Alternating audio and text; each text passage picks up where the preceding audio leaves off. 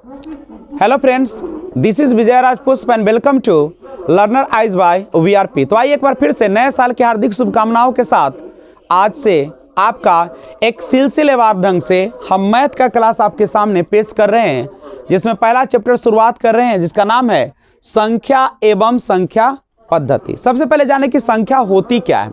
तो देखिएगा, संख्या होती क्या है।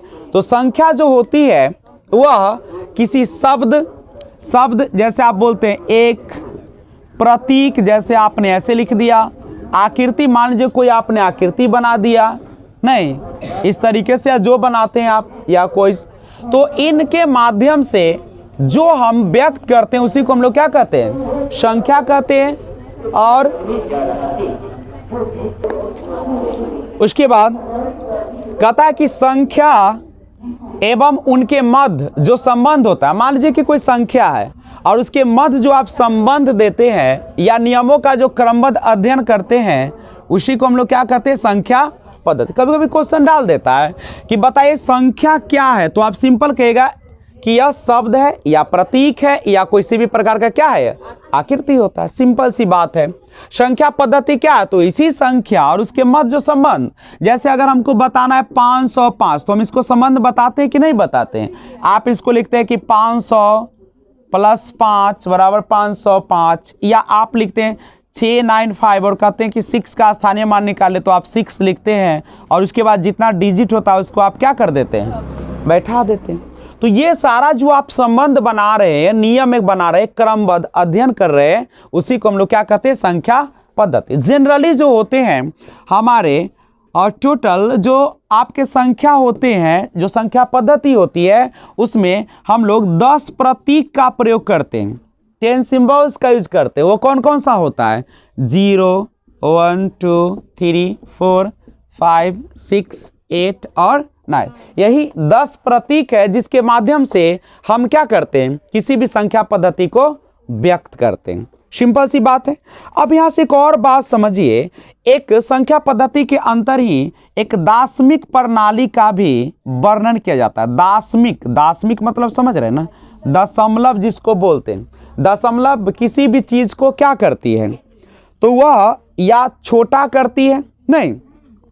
अब दार्शनिक प्रणाली जो होती है उसमें भी हम लोग क्या करते हैं, 0 से लेके 9 तक का जो प्रतीक है उसी का हम लोग प्रयोग करते हैं, नहीं। दूसरी बात समझिएगा कि जो भी संख्या हो उसमें हम लोग दाईं से काउंट करना शुरू करते हैं।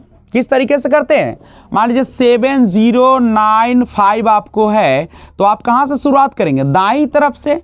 आप इसको बोलते हैं कि इकाई है, इसको बोलते हैं दहाई, सैकड़ा, और ये आपका हजार है। कभी कभी क्वेश्चन सीटेट ने कई बार डाला है, मान लीजिए कि आपको लिख देता है 7000 यानी 7000 5 दहाई या 4 इकाई, आप इसको व्यक्त करिए। तो आप कैसे व्यक्त करते हैं, 7000 का मतलब क्या, 1000, 1000, 3 0, 5 दहाई यानी 10, 4 इकाई माने 4 1, तो आप कीजिएगा तो क्या हो जाएगा, 7000 प्लस कितना 50 और प्लस 4 यानी कितना हो जाएगा, 7054 हो जाएगा।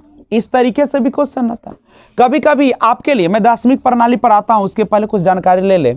एक और चीज समझिए, अगर क्वेश्चन इस तरीके से कभी कभी देता है, दे देगा 6000 और यहाँ पे दे देगा 5 दहाई न देकर यहाँ पे केवल लिख देगा, यहाँ पे डॉट डॉट दहाई और प्लस 2 इकाई, और आगे आपको यहाँ पे लिख दे 40 96 लिख दे, और अब यहाँ से आपको कहे कि बताइए कि कितना दहाई यहाँ पे हो सकता है। तो आप कैसे इसको बनाते हैं, इसको लिखेंगे 6000। अब यहाँ सोचिए, यहाँ कुछ नहीं तो क्या डाल सकते हैं, x डाल देते हैं। दहाई का मतलब कितना होता है, 10, और यहाँ पे 2 इकाई का मतलब 1 बराबर 40 96। हमें वैल्यू किसका निकालना है, इसका ना, दहाई तो दिया है। तो यहाँ पे गौर कीजिए, 10 x हो जाएगा और प्लस 6000 और 2 जोड़िएगा तो 6000 कितना हो जाएगा, 2 हो जाएगा, तो 6002 हो जाएगा। तो गौर कीजिएगा, अब यहाँ पे 6002 हो जाएगा और ये 4096। अब क्या कीजिएगा, 10x बराबर 4096, इधर है जोड़ तो इधर जाएगा तो क्या हो जाएगा, घटाव हो जाएगा। अब गौर कीजिए तो यहाँ पे तो ये हमारा कम दिखा रहा है, माइनस में चला जाएगा। तो ऐसा करते हैं, इस क्वेश्चन में कुछ सुधार करते हैं। हम यहाँ पे लिख देते हैं 7 बना देते हैं, ठीक है। तो यहाँ पे माइनस से हम बचेंगे, इसलिए ऐसा कर रहे हैं। अब यहाँ पे क्या कीजिएगा, 10x बराबर कितना हो जाएगा, 6 में से 2 जाएगा तो 4, 9 में से 0 जाएगा तो 9, 0 में से 0 जाएगा 0, और 7 में से 6 जाएगा तो कितना हो जाएगा, 1 हो जाएगा। यही ना होगा आपका। अब यहाँ से गौर कीजिए, x का वैल्यू अगर आप निकालना चाहेंगे तो 1094 और बटा में 10 हो जाएगा। एक अंक के बाद है 0, देखिए एक यहाँ पे 0 तो एक ही ना है और नीचे है, तो x का वैल्यू पॉइंट में ले आते हैं। एक 0 है नीचे, तो एक पॉइंट आपको दाहिना से क्या करना पड़ेगा, यानी पीछे लाना पड़ेगा। तो यहाँ पे दशमलव दे देंगे, यानी आपका जो आंसर हो जाएगा कितना दहाई हो जाएगा, 109.4 हो जाएगा। करेक्ट है। तो पहले इसका स्क्रीनशॉट लिया जाए, उसके बाद हम बात करते हैं फिर से। तो आइए कुछ रोमन प्रणाली के बारे में जानते हैं। ध्यान दीजिएगा, रोमन प्रणाली को व्यक्त करने के लिए हम कुछ संकेत का प्रयोग करते हैं, जिनके माध्यम से हम उसे व्यक्त करते हैं। तो आइए सबसे पहले जानते हैं, जैसे हमें अगर 1 लिखना हो तो रोमन प्रणाली में इस तरीके से लिखते हैं। देखिए जनरली जो होते हैं 1 से लेके और 20 तक जो होते हैं वह सबसे इम्पोर्टेंट है, जिसका प्रयोग हम, तो ध्यान दीजिएगा, जैसे 6 के लिए हम इस प्रकार से प्रयोग करेंगे, 7 के लिए 8, 9, 10। अब देखिए इसी को रिपीट करके हम लोग लिखते हैं। जैसे 11 लिखना हो तो क्या कीजिएगा, 10 में 1 जोड़िएगा, 12 लिखना हो तो 2 जोड़ेंगे, 13 लिखना हो तो 3, 14 तो 4, 15 तो 5, 16 के लिए 6, 17, 18, 19 और 20 के लिए डबल 10 यानी x। इस तरीके से अगर 30 लिखना हो तो 3, लेकिन 40 लिखने के लिए आप अगर आपने 4 ऐसा यूज कर दिया है तो गलत होगा। 50 का L होता है तो 40 का उससे पहले करना पड़ेगा, XL करना होगा। करेक्ट है।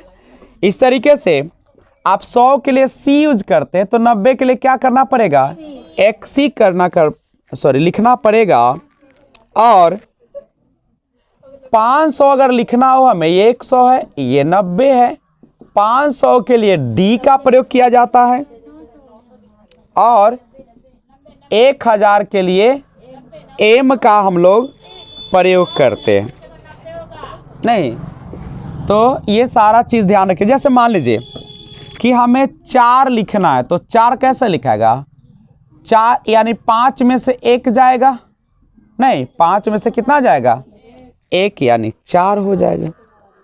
इस तरीके से अगर हमें लिखना हो 19 लिखना हो तो कैसे आएगा, 10 में से 1 घटाएंगे, 9 लिखना होगा तो 10 में से कितना घटाएंगे, देख लीजिए यहाँ पे ये है आपका 10 और पीछे वाला घट रहा है, नहीं। इसी तरीके से अगर आपको लिखना हो 7 तो 7 कैसे लिखेगा, 5 + 2, तो 2 के लिए 2 बार 1 1 करना पड़ेगा, नहीं तभी तो ये 5 और 2 1 की जगह तो 7 हो जाएगा। करेक्ट है। तो इस तरीके से आप लोग यूज करेंगे, क्या यूज करेंगे, रोमन अंक का। अगर आपको कहे कि हमें और बढ़ा के बताइए, जैसे अगर हमको बताना है 5000 बताना है, कितना बताना है, तो आप क्या करेंगे, ये जो V लिखते हैं 5 ऐसे ऊपर एक ऐसा दे दीजिएगा, इसका मतलब 1000 बढ़ेगा, यानी कितना हो जाएगा 5000। अगर हमको लिखना है 10,000 तो 10 पर एगो लकीर बढ़ा दीजिए ऊपर, तो ये कितना हो जाएगा, ये लकीर कितना बढ़ाता है, 1000 बढ़ाता है, यानी कितना हो जाएगा ये 10,000। मान लीजिए आपको लिखना है 50,000 तो 50 का क्या होता है, L होता है, और 1000 गुना करने के लिए क्या करना पड़ेगा, एक लकीर देना पड़ेगा, यानी 50 गुने 1000 तो कितना हो जाएगा आपका 50। सिंपल सी बात है कि जितना 1000 गुना करना हो ना उसके ऊपर क्या कर दीजिएगा, लकीर का प्रयोग कीजिएगा, वह उतना गुना हो जाएगा। क्वेश्चन कैसे पूछता है इसके बारे में थोड़ा सा चर्चा करें। क्वेश्चन जैसे दिया है, हिंदू अरेबिक, इसको कहा जाता है हिंदू अरेबिक। क्वेश्चन है, हिंदू अरेबिक पद्धति में, हिंदू अरेबिक पद्धति में LXXV1 को कैसे लिखा जाएगा, कैसे लिखा जाएगा, यही आपके पास क्वेश्चन है। नहीं, अब यहां से गौर कीजिए, आपको यहां झलक रहा होगा L मतलब कितना होगा 50, और X का मतलब 10, और फिर ये 10, और ये यहाँ पे 6 है आपका, 5 और 1, ये 5 प्लस 1 नहीं है, तो कितना होगा 50, 10, 60, 70, 5 75, 1 76, इस तरीके से देंगे। अगर आपके पास इस तरीके से और क्वेश्चन दे, जैसे आपको लिखना है 50 का, उसके बाद है 76 का लिखना पड़े, या तीसरा क्वेश्चन है 85 का लिखना पड़े, चौथा 95 का लिखना पड़े, तो सिंपल लिखिए 50 लिखना है। 50 के लिए तो सिंपल आप क्या यूज करते हैं, अब 76 लिखने के लिए 50 से में न जोड़िएगा आप, आपके पास क्या ऑप्शन है, 50 है, 10 60, 10 70, और 5 75, और 1 76, यही होगा आपके ऑप्शन। तो कैसे लिखेगा इसको, L 10 10, और ये 5 और 1 नहीं, 85 लिखना है, तो कैसे होगा, 85 के लिए 50 से ही स्टार्ट करना पड़ेगा, 50, उसके बाद 10 60 70 80, और 5 85, L X X X और 5 95 अगर आपको लिखना है तो 90, अब तो 100 के पीछे जाना पड़ेगा, आप 90 का तो जानते हैं XL, नहीं आप 95 में 5 के लिए ये 5 होगा। तो इस तरीके से कभी कभी क्वेश्चन, तो हाँ, तो ये तो 40 हो जाएगा आपका, ये 45 हो जाएगा नहीं, और आपको लिखना है 95, तो 90 का होता है XC, और 5 यहाँ पे डालेगा तो कितना हो जाएगा 95। तो ये आपका रोमन संख्या का ज्ञान आपने सीखा, स्क्रीनशॉट ले लीजिए। तो ध्यान दीजिएगा, वास्तविक मान या अंकित मान या जातीय मान या इंग्लिश में फेस वैल्यू जो होते हैं, सब एक ही नाम है, केवल शब्द अलग अलग। अब सवाल उठता है कि है क्या ये, तो किसी अंक का वह मान जो कभी नहीं बदलता है, कोई भी अंक हो लेकिन उसका मान कभी ना बदले, तो उसी को हम कहते हैं वास्तविक, अंकित या जातीय मान। जैसे 2 3 4 में 2 का वास्तविक मान, तो आप ही बताइए 2 का स्थान वास्तविक मान रियल वैल्यू कितना होगा, तो रियल में 2 ही तो होगा, ऐसा तो नहीं कि 2 के बदले 3 हो जाएगा 4 हो जाएगा। जो है उसी का जो मान है जो कभी नहीं बदले, उसी को हम लोग कहते हैं वास्तविक मान। नाम अलग अलग है, वास्तविक मान, अंकित मान, जातीय मान, लैंग्वेज चेंज हो सकता है, फेस वैल्यू नहीं, लेकिन कभी भी इसकी जो डेफिनेशन है, जो इसका वैल्यू है, वह चेंज नहीं होता है। दूसरी बात कि वास्तविक जो मान होता है वह कभी बदलता नहीं है, जो इसका तस रहता है, जितना है वो रियल में है। दूसरी आती है स्थानीय मान की बात किया जाए, जिसको इंग्लिश में प्लेस वैल्यू के नाम से हम लोग जानते हैं। तो स्थानीय मान क्या है, तो किसी अंक का वह मान, किसी अंक का वह मान जो उसके स्थान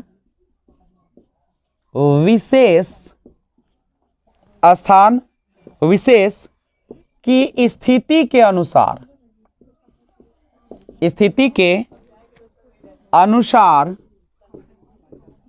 बदलता रहता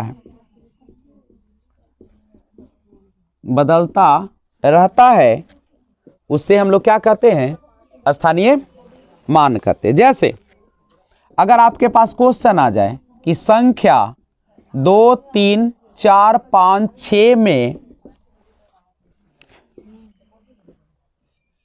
4 का स्थानीय मान एवं अंकित मान बताए। ये आपका क्वेश्चन है। तो आप गौर कीजिए, इस क्वेश्चन को हम लोग कैसे सॉल्व करेंगे। तो सबसे पहले जानिए, इस क्वेश्चन को जानने से पहले एक और क्वेश्चन मैं आपके सामने रखता हूं। क्वेश्चन है संख्या 4 0 5 7 8 9 में प्रत्येक का स्थानीय मान ज्ञात करें। गौर कीजिए क्वेश्चन पर। अच्छा, स्थानीय मान का मतलब क्या है? जो अपनी स्थिति के अनुसार बदलता रहता है। जैसे ये 9 का स्थानीय मान इकाई के जगह पर तो 9 ही होगा। 8 का स्थानीय मान तो 8, देखिए दहाई स्थान पर तो कितना जीरो डालना पड़ेगा। 7 सैकड़ा के स्थान पर है तो डबल, 1000 के स्थान पर है तो ट्रिपल, 0 तो 0 ही होता है। अगर दिक्कत हो रहा है तो आप सिंपल देखिए, 4 पर कितने डिजिट है? 5, तो 4 पर कितने शून्य आ जाएंगे? 5। यही है ना आपका। जैसे अगर आपको क्वेश्चन इस तरीके से रहे और कहे कि सबका स्थानीय मान निकालिए, तो कैसे निकाले? 6 के बाद कोई नहीं तो छोड़ दीजिए। 4 के बाद देखिए एक डिजिट है, 1 0, 0 पर तो कोई फर्क ही नहीं पड़ेगा। 7 के बाद देखिए 2 4 है तो 4 0 डाल दीजिए। 9 पर 5 है तो 5 0 डाल दीजिए। और 6 पर 6 है डिजिट तो 6 आप 0 क्या करिए? डाल दीजिए। अब सुनिए यहां पे, अब प्रॉपर कहे कि 4 का स्थानीय मान निकाले। किसका? 4 का। तो केवल 4 का निकालना है। तो 4 पर देखिए कितने डिजिट है? 2, तो 2 हो गए। शून्य 3 रहता तो 3 शून्य। अंकित मान बताए तो जिसका स्थानीय मान निकालते हैं ना आप, वही उसका क्या कहलाता है? अंकित मान, वास्तविक मान या जातीय मान कहलाता है। तो इसमें अगर अंकित मान की बात किया जाए तो कितना हो जाएगा? क्योंकि 4 का वैल्यू क्या चेंज होगा? कभी नहीं होगा, वो आप उसका वास्तविक है। तो इसमें 4 का अंकित मान जो होगा वह कितना होगा? 4 होगा। तो ये सारा बिल्कुल बेसिक क्वेश्चंस है जो मैं आशा करता हूं कि आप अच्छी तरीके से सीख रहे होंगे। मैं थोड़ा सा स्लो भी कर दिया हूं क्लास को, क्योंकि नए साल में नए चीज आनी चाहिए और changing is the part of life. Without changing you can not survive in this world. So first of all pay attention the basic knowledge. देखिए दुनिया में 2 तरह के लोग हैं, एक सफल और दूसरा होता है असफल। तो असफल लोग क्या करते हैं? बोलते ज़्यादा हैं, सुनते कम हैं। और सफल लोग क्या करते हैं? कंसेप्ट ज़्यादा सीखते हैं और बोलते कम हैं। तो आप एक एक चीज़ सीखे और ये मत सोचे कि मैथ किसका पढ़ाई हो रहा है, कहाँ से हो रहा है। आपको नॉलेज आ रहा है या नहीं आ रहा है, अकॉर्डिंग टू सिलेबस देखे और उसके अनुसार बढ़ते रहे, आपको सफलता मिलेगी। दूसरी बात, आप नीचे 2 बटन, उसके अंदर 2 बटन दिख रहा होगा, एक ऊपर लाइक बटन और दूसरा डिसलाइक बटन। आपकी मर्जी, क्योंकि आपका ही परिवार है। आप चाहे तो इसे बर्बाद कर ले, आप चाहे तो इसे आसमान तक पहुंचा दें। तो जो है उसको करें। कमेंट बॉक्स में जरूर कमेंट बताएं। अगर कहीं कमी झलकती है कमेंट करें, अच्छाई झलकती है लाइक बटन पे लाइक दबा दें। और नए व्यूअर्स है तो आप इस चैनल को ज़रूर सब्सक्राइब कर दें। बगल में बेल आइकन को ऑल पे प्रेस कर दें, जिससे कि जब भी वीडियो अपलोड करूं सबसे पहले आपको नोटिफिकेशन मिले। तब तक बने रहिए, अभी जाइएगा नहीं, और स्क्रीनशॉट ले लिया जाए, नोट्स बनाते रहिए। तो आइए एक और कंसेप्ट जानते हैं। कभी कभी क्वेश्चन इस तरीके से डालता है उत्तरवर्ती। तो उत्तरवर्ती में तो लोग जवाब देते हैं सक्सेसर, जिसको बोलते हैं आने वाला, अगला। देखिए उत्तरवर्ती या इसी को कहा जाता है परवर्ती। देखिए उत्तरवर्ती या परवर्ती संख्या क्या होता है? तो किसी भी प्राकृत संख्या का जो अगला अंक होता है उसी को हम लोग क्या कहते हैं? उत्तरवर्ती या परवर्ती। यानी किसी भी प्राकृत, कोई भी प्राकृत संख्या है, कोई भी प्राकृत संख्या है और उसका जो अगला प्राकृत संख्या होगा वही क्या कहलाएगा? वर्ती या परवर्ती संख्या, सक्सेसर नंबर बोलते हैं। जैसे अगर पूछे कि संख्या 11 का उत्तरवर्ती संख्या कौन होगा, तो 11 का उत्तरवर्ती कौन हो जाएगा? 12। याद रखिएगा, उत्तरवर्ती या परवर्ती। दूसरा आता है जिसको बोलते हैं पूर्ववर्ती या अनुवर्ती, पूर्ववर्ती या प्रीडिसेसर नंबर इसको बोलते हैं। अनुवर्ती संख्या, गौर करो तो बच्चे लोग, ये क्या होता है? तो किसी भी प्राकृत संख्या का जो ठीक पहले वाला संख्या होता है उसी को हम लोग क्या बोलते हैं? पूर्ववर्ती या अनुवर्ती। जैसे अगर पूछा जाए कि 20 का पूर्ववर्ती अनुवर्ती संख्या प्रीडिसेसर नंबर बताइए, तो जस्ट पहले वाला यानी कितना हो जाएगा? 19 हो जाएगा, 19 हो जाएगा। और एक क्वेश्चन आपसे मैं पूछने से पहले कंसेप्ट दे दूं अभाज्य संख्या के बारे में। देखिए, अभाज्य संख्या वैसी संख्या है जिसका केवल और केवल कितने गुणनखंड होते हैं? 2 गुणनखंड हो, या देहाती लैंग्वेज की परिभाषा वैसी संख्या जो एक एवं खुद से स्वयं से विभाजित होता है, उसी को हम लोग क्या कहते हैं? जैसे 1 2 3 4, हम यहाँ पे कुछ संख्याएं लिखते हैं और उसको हम लोग जानने का प्रयास करेंगे कि कौन इसमें है। गौर कीजिए, 1 का गुणनखंड तो या तो केवल एक और खुद से, ये तो डेफिनेशन ठीक चल रहा था, लेकिन यहाँ पे लिखा केवल 2 गुणनखंड। इसमें गुणनखंड की संख्या कितना हो गया? 2 को देखिए, 1 से 2 से गुणनखंड की संख्या कितना, यानी अभाज्य संख्या मिल गया। अब यहाँ पे देखा जाए, 2 जो ऐसे सम संख्या है, वैसी संख्या जो 2 से पूरी विभाजित हो जाए, सम संख्या। तो 2 कैसी संख्या है? सम संख्या में भी कैसी संख्या है? अभाज्य। कहेगा क्यों अभाज्य सम संख्या है? तो आप बताएंगे चूंकि इसके 2 गुणनखंड 1 और 2। तो पूछा जाए कि सबसे छोटी अभाज्य सम संख्या, तो कौन आंसर होगा? आप पूछे कि कितनी है, तो इसके बाद जो भी आएगा केवल और केवल विषम होगा। तो सम अभाज्य संख्या की संख्या कितनी होगा? केवल 1। पूछेगा सबसे छोटी अभाज्य संख्या बताइए, तो सबसे छोटी अभाज्य संख्या कौन होगा? 2। क्यों? क्योंकि 2 से पहले 1 है, अभाज्य संख्या नहीं है। 3, 1 और 3 से अभाज्य संख्या है, लेकिन एक ऐसी संख्या है विषम। यहां से क्वेश्चन बना, सबसे छोटी विषम वैसी संख्या है जो 2 से पूरी तरह विभाजित न हो। सबसे छोटी विषम अभाज्य संख्या बताया जाए तो कौन होगा? क्वेश्चन थोड़ा सा गौर कीजिएगा। सबसे छोटी अभाज्य संख्या 2, सबसे छोटी सम अभाज्य संख्या 2, सम अभाज्य संख्या की संख्या कितनी है? तो केवल 1 और वो है 2। सबसे छोटी विषम अभाज्य संख्या 3। अब 4 को चेक करिए, 1 से कटेगा, 2 से 4 से। अब गुणनखंड क्या को पूरा गया? ये कभी हो सकता है 5 1 5 से, 6 करेगा 1 से, 2 से, 3 से, 6 से, 2 से ज़्यादा है नहीं होगा। तो इस तरीके से मैं आशा करता हूं कि आपको अभाज्य संख्या समझ में आ गया होगा। तो क्या करें, सबसे पहले आप एक छोटा सा स्क्रीनशॉट ले ले और आगे बढ़ते हैं फिर। तो आज बस इतना ही, फिर मिलते हैं एक और वीडियो के साथ। तब तक आप सबसे पहले सब्सक्राइब कर लें और बेल आइकन को ऑल पे प्रेस कर लें, जिससे कि सभी नोटिफिकेशन आपको समय पर मिले और जहां भी रहे खुशहाल रहे। एक बार फिर से नए साल के हार्दिक शुभकामनाओं के साथ आपसे विदा लेता हूं। तब तक टेक केयर, बाय बाय।